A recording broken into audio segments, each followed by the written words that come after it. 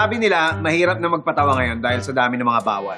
Hindi na pwedeng gawing comedy yung mga may kapansanan. Pag nag-joke ka tungkol sa racism, nako, sigurado makakancel ka. Tapos, ang dami ng mga salita o mga terms na hindi mo na pwedeng basta-basta sabihin dahil considered sila as politically incorrect. At para dumagdag pa sa mga bawal na yan, nabalitaan namin na merong bumuo ng isang grupo na ang pangalan Chapter ng mga aktor at komedyanteng api o mas kilala as Chaka. At ang numero uno nilang pinaglalaban, wag na raw sanang pagtawanan at apihin yung mga kagaya nilang may handicap ang physical appearance. Nandito po ang spokesperson nila na si Diego Llorico para sa official statement ng Chaka. Kasi naman, di ba, pag wala ng kwelang patawa, ang gagawin nilang punchline ay yung kapangitan namin. Aapihin na lang kami para makapagpatawa lang. Feeling ko lang, parang pangit. May point naman siya. Kasi madalas daw ganito ang nangyayari pagka merong isang tao na gustong mag-artista na lumalapit sa isang direktor. Anytime ha, ready to roll tayo? Boom, ayos ka ha, ayos ha? Ito na yung direct. Excuse me, direct? Pwede ba akong mag-artista?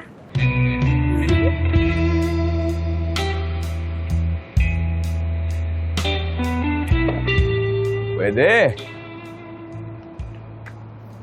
Ganda mo eh. Bagay sa'yo, leading lady.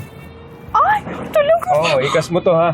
Sa isang project ko, leading lady to. Ganda eh, no? Oh my gosh! ganda. Thank you, direct! Thank you so much! Yung mga looks na pang leading lady. Ganda. Pwede anytime to na ha. Artista mo, tawagin mo na.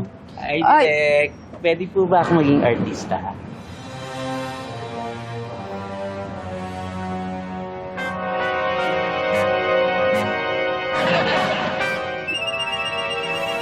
Pwede.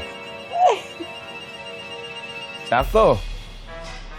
Kailangan namin na insekto. Ikas mo to ha. Oo, direct. Bagay sa kanya insekto eh. Anong klase? Masakit nga naman yun. At hindi lang yun ha. May instances pa sa mga tapings o shootings kung saan napapahiya sila dahil dun sa role na nakukuha nila. Oh, kailangan daw sa eksena yung pangit!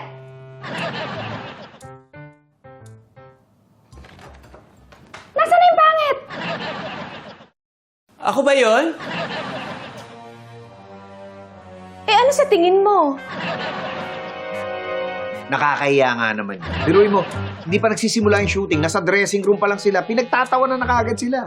Kaya hindi natin sila masisisi kung bakit binuo nila yung samahang Chaka. Sana magsilbi to as a reminder na dapat din nating pahalagahan ang mga taong pinagkaitan ng kagandahan. On action, lakad! Walang titingin sa camera, ha? Ayoko mag-take two, ha? One take lang to. Direct, may problema tayo. Bakit? Hindi daw siya makapag-taping eh. Sorry po, Direk. Ano? Sandali.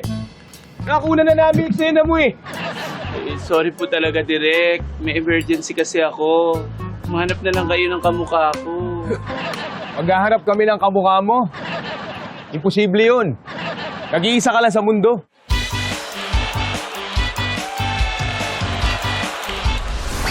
What is the meaning of this?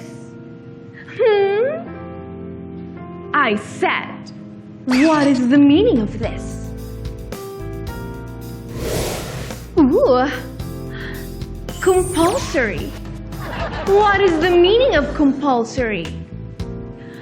Compulsory is what you tell to a person who is making habol to get into an elevator or jeepney that is already full. You will tell him, Kung Fu, sorry. Kung Fu, sorry.